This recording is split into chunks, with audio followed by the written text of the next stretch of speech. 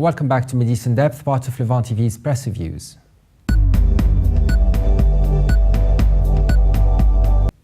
The Washington Post reports on an Israeli airstrike which killed a militant leader in the Gaza Strip on Monday, just before Israel began a unilateral 7-hour ceasefire for large parts of the devastated Palestinian enclave. Israel announced the truth as it showed signs of scaling back its ground offensive in Gaza, one day after harsh international condemnation of yet another Israeli airstrike outside the UN school in southern Gaza, which killed at least 10 people. The strike Sunday marked the 7th on a UN school where refugees were sheltering in nearly a month of fighting. Palestinians accuse Israel of breaking its own ceasefire by launching a bomb attack on a refugee camp in Gaza City, which killed an 8-year-old girl and wounded 29 other people, Reuters news agency reported. UN Secretary General Ban Ki-moon called Sunday's attack a moral outrage and a criminal act. The US Department of State said the United States is appalled by today's disgraceful shelling and urged Israel to do more to avoid civilian casualties and to protect UN facilities.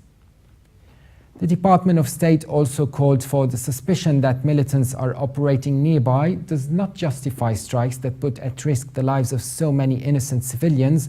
A full and prompt investigation of this incident, as well as of the recent shelling of other UN schools, is required. But the article concludes with no diplomatic solution in sight, a battle that has already lasted far longer than 2 previous conflicts between Hamas and Israel could continue indefinitely. The Daily Star features an article by David Ignatius, and it's on the US options to counter the Islamic State.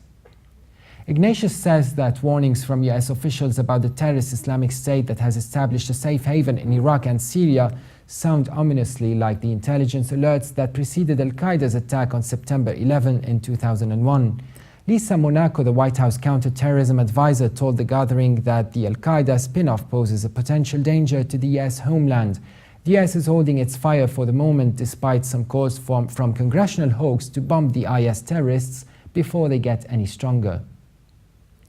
The case for caution was made by General Martin Dempsey, who warned against precipitous military action and said the US should take the longer-term view of how to roll back the Islamic State fighters, arguing that the US should channel increased military support through a new, more inclusive Iraqi government. A new Iraqi government is desirable, but the US shouldn't wait for the perfect allies in Iraq and Syria.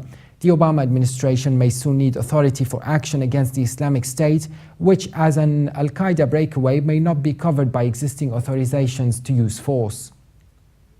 Ignatius adds that Islamic State is dangerous because it operates strategically, forming useful alliances and carefully planning its operations.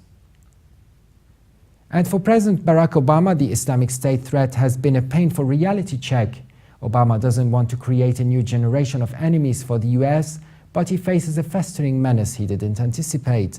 The challenge for Obama and his successor is how to fight terrorism over the next decade. That was it on today's articles. Please visit us for more on levant.tv.